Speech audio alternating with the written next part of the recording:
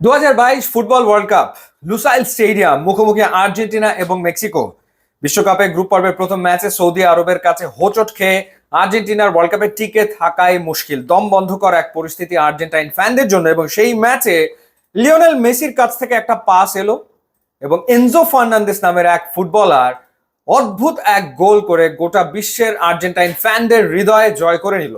তার আগ পর্যন্ত আসলে এনজো ফার্নান্দেসকে ওভাবে করে কে চিনতো? যখন আর্জেন্টাইন স্কোয়াড ঘোষণা করা হয় এবং যখন এনজো ফার্নান্দেসের নাম সেখানে দেখা যায়, তখন সবাই ভেবেছিল ব্যাকআপ প্লেয়ার, রড্রিগেজের ব্যাকআপ হিসেবে হয়তো থাকবে, ম্যাচ টাইম একেবারেই পাবে না। কিন্তু সেই এনজো ফার্নান্দেস একটা সুযোগ পেয়েই মেক্সিকোর বিপক্ষে দুর্দান্ত এক গোল করলো। এরপর অস্ট্রেলিয়ার বিপক্ষে একেবারে শুরু থেকে সে খেলেছে, এমনকি যে classic final, best ever world cup final Argentina এবং ফ্রান্সের, যেই ফাইনালে আলোচনা হয় লিওনেল মেসি কিলিয়ান এমবাপ্পেকে নিয়ে, সেই ফাইনালে এনজো ফার্নান্দেস 118টা টাচ করেছে বলকে, তার 77টা পাস ছিল অ্যাকুরেট, 10টা ট্যাকেল সে জিতেছে এই দুর্দান্ত ফাইনালটাতে। অর্থাৎ গোটা ওয়ার্ল্ড কাপে আর্জেন্টিনার মিডফিল্ড ইঞ্জিনে আসলে পরিণত হয়েছিল এনজো ফার্নান্দেস। ডেফিনেটলি ম্যাক আলিস্টারের কথা আলাদা করে বলতেই হয়। তো সেই এনজো ফার্নান্দেস ওয়ার্ল্ড কাপ তো জিতে নিল, 21 বছর বয়সে টুর্নামেন্টের বেস্ট ইয়াং প্লেয়ার হলো, গোটা পৃথিবী তাকে আসলে চিনল। এরপর বিশাল এক অফার, সেই অফারে সে চেলসিতে এলো, 121 মিলিয়ন ইউরোতে সে চেলসিতে এলো। কিন্তু চেলসিতে আসার পর তার সময়টা আসলে খুব একটা ভালো কাটছিল না, খুব একটা ভালো কাটেনি, কারণ একটা রিবিল্ড প্রসেসের ভেতর থেকে চেলসি এগোচ্ছিল এবং এর ভেতরে তার ব্যক্তিগত জীবনে অনেক ঘটনা আসলে ঘটেছে। তার যে 6 বছরের পার্টনার, সেই পার্টনার ভ্যালেন্তিনো, সে তাকে ছেড়ে চলে যায়, কিন্তু সেই বিষয়ে সে কোনোদিন কাউকে কিছু বলেনি। অবশেষে আবারও যখন আরো একটা ওয়ার্ল্ড কাপ, সেই ওয়ার্ল্ড কাপে আবির্ভূত হলো Enzo Fernandez.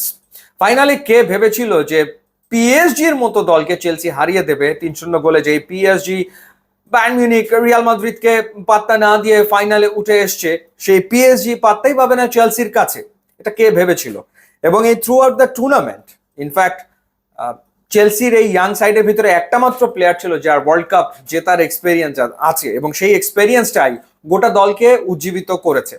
Through out the tournament 3টা অ্যাসিস্ট ছিল এনজো ফার্নান্দেসের, দারুণ 3টা অ্যাসিস্ট, এবং তার passing accuracy FIFA club world কাপে ছিল 85%, অর্থাৎ যথারীতি এখানেও সে গুরুত্বপূর্ণ ভূমিকা পালন করেছে। আর ওভারঅল যদি তার ট্রফি জয়ের গল্প আপনাদেরকে বলি, 2020 থেকে তার ট্রফি জয় শুরু হয়।